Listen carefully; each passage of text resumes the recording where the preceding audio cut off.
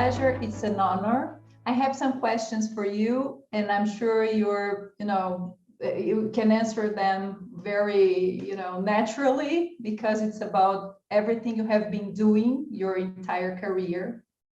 So I'll start with a perspective on the region, since we are working with different powerful women in the world, in different regions. As a woman leader in Latin America specifically, what do you think was the greatest challenge you had to face to break ceilings, glass ceilings?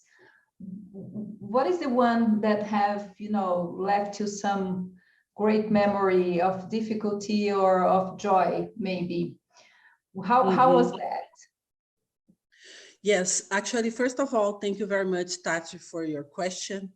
It's always good hear question regarding women and women in Latin America.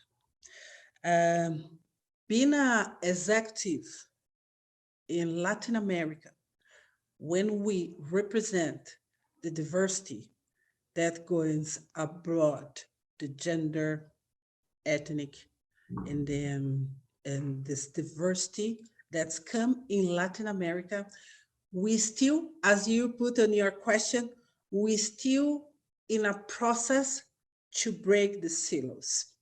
This is something important to face, but also it's really important to recognize that the company is in a journey to understand, to learn, and to change. So yes, being a leader, and especially in Latin America, in a global company, empower you much more to inspire other companies to make this cultural transformation, to say, yes, we need welcoming all diversity, and then with this welcoming, we will promote the innovation. And then the innovation will come and make the transformation, and then we'll empower much more the education. The education process is the only way that will support us on this transformation. Is that what I believe? And then is that what happened here with women leadership in Latin America? Which was a moment of, difficulty for you when you felt that you had to, break prejudice or, teach people things, then you could embrace a role or an achievement? Honestly, Tati, I have a different moment, I have like different situations that put me sometime in a spot. And then, but I usually remember always all that I learned from my father and my mother. We have a choice. You should choose the way that you want to see the difficulties, the challenges that the lives bring to you. And then I am a kind of person that optimistic, naturally optimistic. And then, for instance, I face difficult sometimes when I was in a business lunch, and then I stand in the door of the restaurant, and then people look to my hair, people look to my face, and then they don't recognize me as a Rachel Maia, as the only president that we have here in Brazil as a woman and Black woman. And then I have received a lot of advice from the manager from the restaurant said, oh, you know what? The service entry is not here, is in another door. They invite me, or they show me the door of service entries. This happened with me, but I always use this moment to make a little transformation, and then I have a moment that I show my idea, said, oh, you know what, I'm Rachel. I'm here because I have been invited, and then I really appreciate you not just judge me because my ethnic or my, my hair or whatever. Everybody should be treated with the same respect as you would like to receive. So this is a moment in the life that you are learning. And then I also I'm learning too how to treat with this type of the difficult. This happened, Tati, in my life often, but I decided to see the positive way, how I can transform, how I can support these people, also change the mindset, and treat people with respect. Thank you, Rachel. And why do you think there are not so many females in leadership roles in Latin America? Still not so many. Why do you think it's still happening in the region? Actually, globally, female represent 51% in the corporate world. In the GDP perspective, we do represent 38%. So the figures show us that we have a lot of opportunities to change this. And then yes, in Latin America, it's worse because in executive level, we have 15.4% of women. And then if we change this, this percentage, or if you change the level and put on the CEO and president, we go to less than 1%. One of the reason why it's because we have a lot of opportunity on the cultural transformation, and especially if we look to Black people. Mm-hmm. We do have 51% in gender as women here in Brazil, and 56% in the Black population. So what that means, Tati, we are not applied equity. What that means, we are not being plural. Mm-hmm. When we check around us, and then we see a lot of similarity. We see a lot of like equals. This mm-hmm. should be question mark for us. If we don't see a lot of plurality around us, we should stop and rebuild the process. So this is one of the major problems. We are okay when we see around us just similar and then mm-hmm. just equal. We should challenge ourselves. And then when we put us on this position, when we put our comfortable zone in a position of like a question, not just question about why I'm not seeing the diversity, but a question about why I did accept that up to now. Mm-hmm. It's fine if you make this question for you now on. Mm-hmm. It's not fine if you continue to accept that. This is one of the reasons why we still have like a major minority not being represented on the high level position on the leadership. I hope this was clear. No, it's super clear. And actually, I think it responds part of my next question. That would be, what can the other leaders do to change that reality? I mean, how to develop, to promote more women into leadership roles? You're right. Yes, you're right, Tati. Actually, we should challenge ourselves. We should understand that this position was fine up to now. Mm-hmm. We should change. If we really want to propose that transformation, not to the right moment, not just to the present, but we should start not in the future. We should start this transformation now, in the present. I'll not accept anymore people come to me, big private funds, big investor, or Brazil is a country of the future. Always will be a country of the future. No, we should be the country of the present. We should propose this change now. If not, we will continue to be the country, the future country. We will not be in the future. We are in the present. We are now. We are on this moment. Let's make this transformation. Let's believe that people can transform. Wonderful. And Rachel, who has had the greatest impact in shaping your career trajectory? And what have they done to be so impactful? Is there such a figure, someone that has had this impact in your career? Actually, first of all, I do not have just one. Mm-hmm. I really I believe in God, and then I believe in a moment of life that we can take the most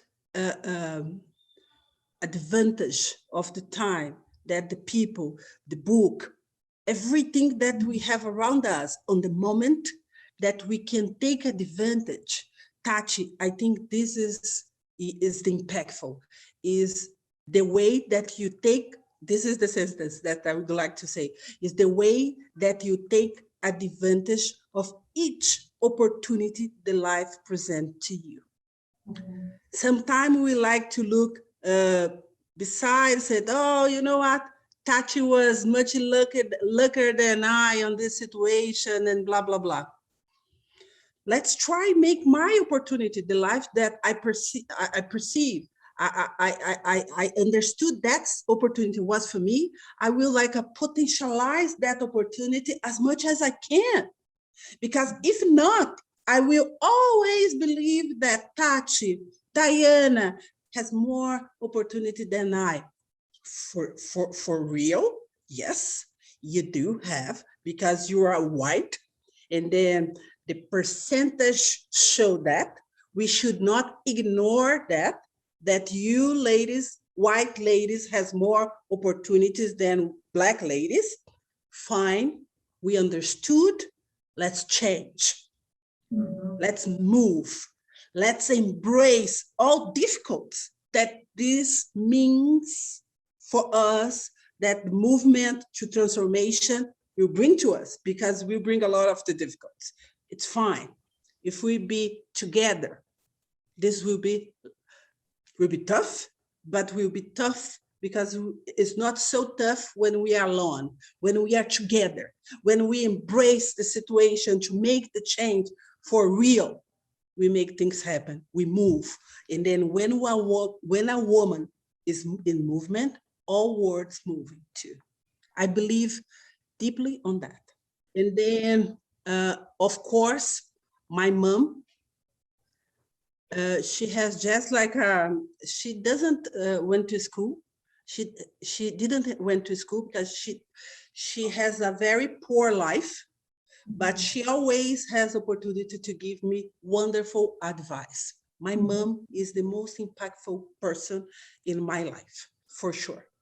That's wonderful. As the person that has the most impactful in my life, is no doubt. I was thinking here about when I met Obama. Of course, I met Obama. Obama was so kind and nice. He was so happy to meet on that time when that happened, to have the opportunity, because he said that to me. I'm so happy to have the opportunity to meet the only Black president from a global company here in Brazil. I said, you know what? I am shocked, because this was something that came to me. And then he came for a second time in Brazil, and then he invited me to be there. We had a very small dinner, and then he invited me to be on that, a very pocket event. And then he was very happy to have me there. So this showed me a different perspective, also from the politician side too. So I have a lot of people that impact me too. Different than, more than my mother, but depend of the moment of my life. And then I usually take a lot of advantage of that. That's wonderful.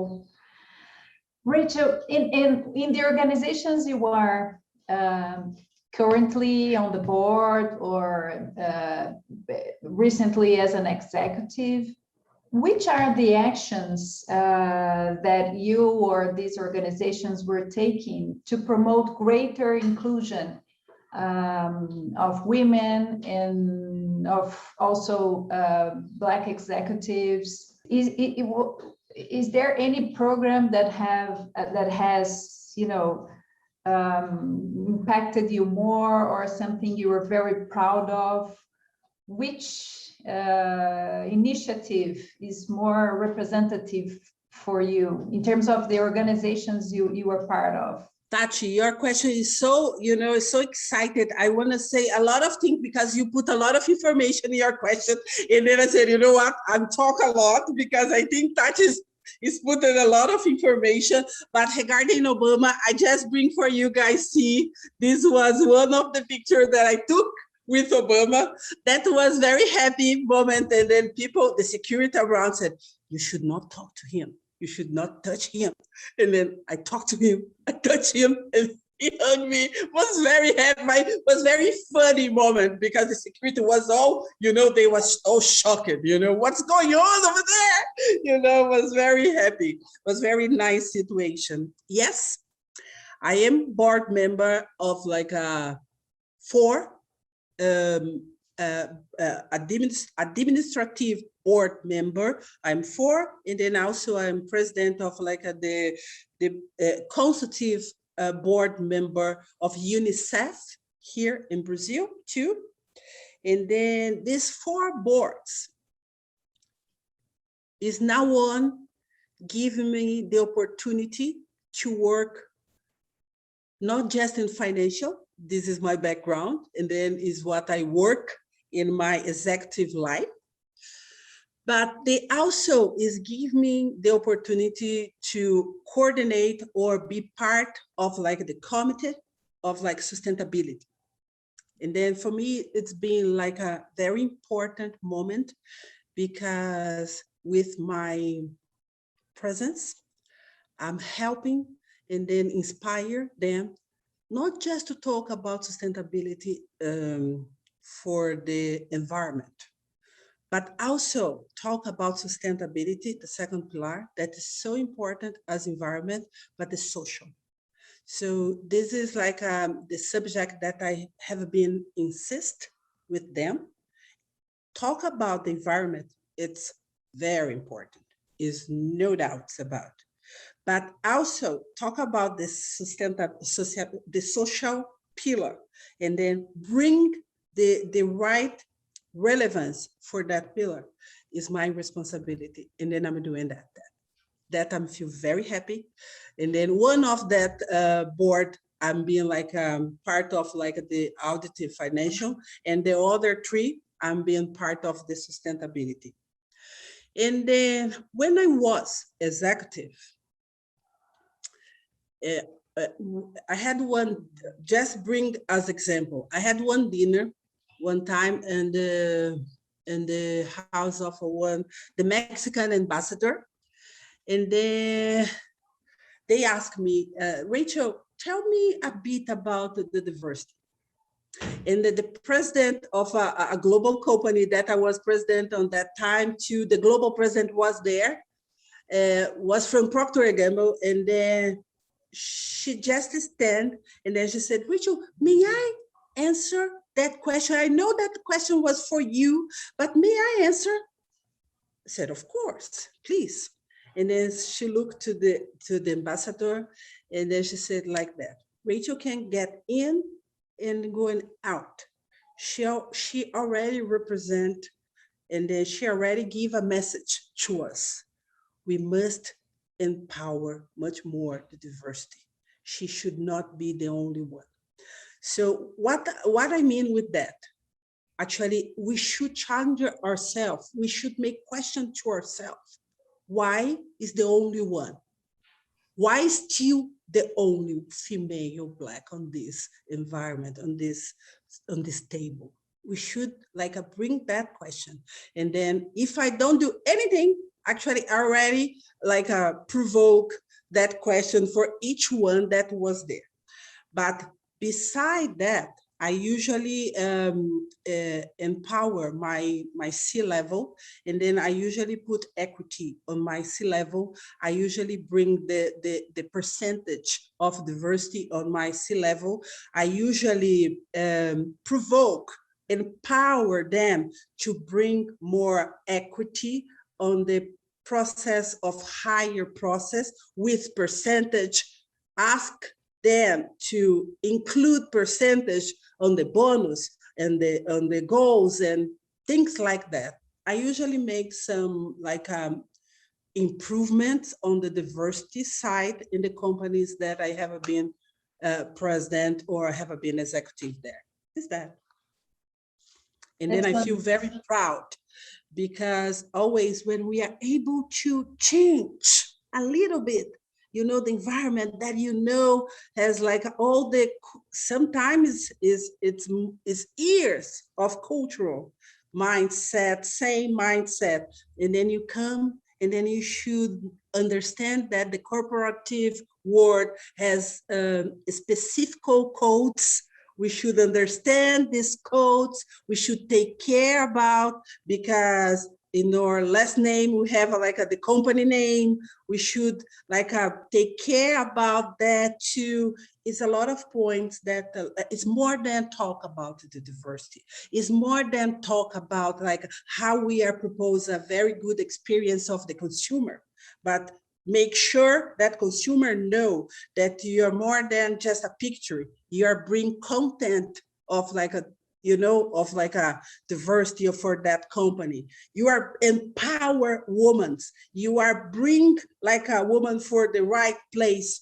We are promote that woman to be the spokesperson of the company, all that. I think like this is more movements bring a big change. Is that what I believe, Tat? Wonderful as always. Rachel, last question. What advice do you have for the next generation of Latin American women leaders? Mm-hmm. You know, Tat, I am mother of Sara Maria and Pedro Antonio. I feel sad because of like the pandemic moment make a very deep damage on the suburbs education that has been hurt deeply. We have 1 year and a half of completely out of the education. We should understand the internet don't go to the suburbs, don't go to the favelas. They didn't experiment that like a home education. This is not real. I feel deeply sad for that, because I truly believe the education is the only way to change, to improve, to make transformation in a country. The other side, as I said, I am Sara Maria's and Pedro Antonio's mother. And then I can feel and see and hear the behavior of them is completely different than ours. We should re-educate ourselves to be less, to take care about like how to treat the person next to us, you know, because it's like that. We should not just think generally, but we should think right next. On this moment, I should think on the touch. And then the next generation already think more, they are more genuinely inside of like the diversity. The problem is now, the present. As I said, we should treat the Brazil of the present Brazil. This Brazil from now, this is our issue. And then of course, the issue that we face for the education. So for the next generation, I really expect that the diversity should be just part of like the book to understand. Like years ago, we should empower and make the incentives to people study and understand and rebuild the story with more inclusion. And then for next generation, I hope they just understand that by the book and then continue to live with more inclusion, because just the inclusion, just the plurality, just being more fair with the next that is right next to you, we will be change the world and continue to empower the education. You should sometime get out from your house and then get out from your world and then check what's going on in the world that you on this moment doesn't know. You should do that right now. Move. Let's move. Let's make this change, but this is our responsibility. I should say sorry. Sometimes I'm kind of person, I am a very emotional person. This is the way that I am. And then these 2 years that I've worked more and more with diversity, I feel that like I am much more embracing in the process. And then I feel much more, I feel sorry for the people that's around me. I receive more than 300 messages daily. I have 40 people work to me now because I'm working with the diversity. Companies want to learn that. I receive a lot of requests for that, but I feel like emotionally involved on that because most of them still want to just take a picture. And then my responsibility is change that, because I really care about the word that my daughter, your daughter, you know, the next generation will take care. And then if we don't make our speech very clear, you know, very direct with what the next generation desire, we have a problems, huge problems. I don't want to just Diana, as a Latin American woman, join a position because they look to her and then this is acceptable. I don't want that. I want people that look to our life for our talk here, and then they just don't look to me and said, oh, you know, what she's doing over there. I want they just open the screen and said, oh, let's hear what they have to added value on my life. You know, I think we still a lot to do. And then I believe we need to do this speech. We need to repeat this speech a little bit more until we really provoke this genuinely transformation. Is that what I believe? Thank you so much. You've touched me. Thank you so much. It was my honor, my pleasure.